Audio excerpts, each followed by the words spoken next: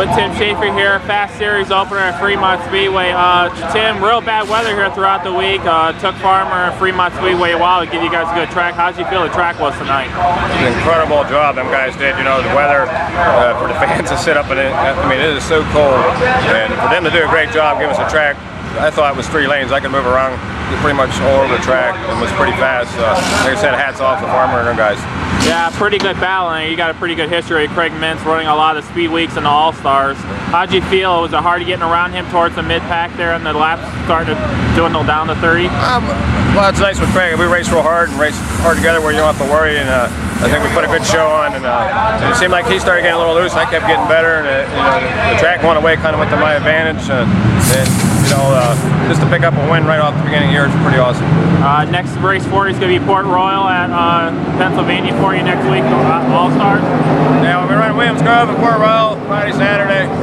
And then I think after that we head to actually Eldora for a 2-day outlaw show.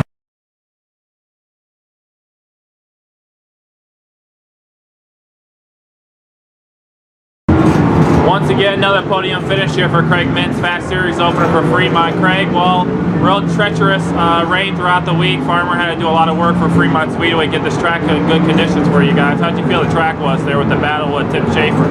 It was good. I mean, other than a few, pretty good ruts, you're going to have that dirt track racing. So, I mean, the racetrack, you could go anywhere you really wanted to.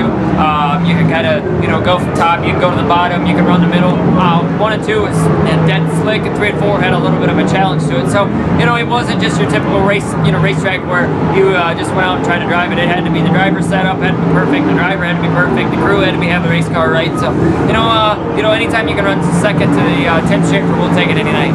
Yeah, Tim just said he loves running with you guys every week when you guys run with the All-Stars. You're a great racer.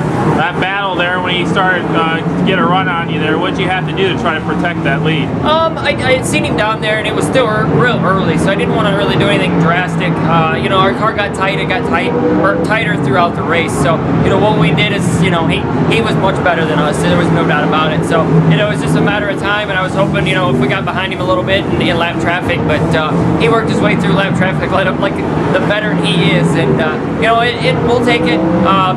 He was a lot better in just getting through 3 and 4 through the ruts a little bit better than we were, and we set it up to drive for a little bit drier, slick setup. So, but it's a gamble we took, and we'll take a race car that wasn't handling perfect and run second any night.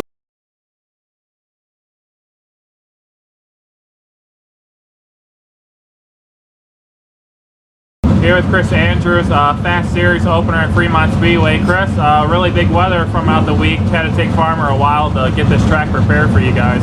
How do you feel your night started off with here was today? Pretty good. We qualified pretty good in hot laps.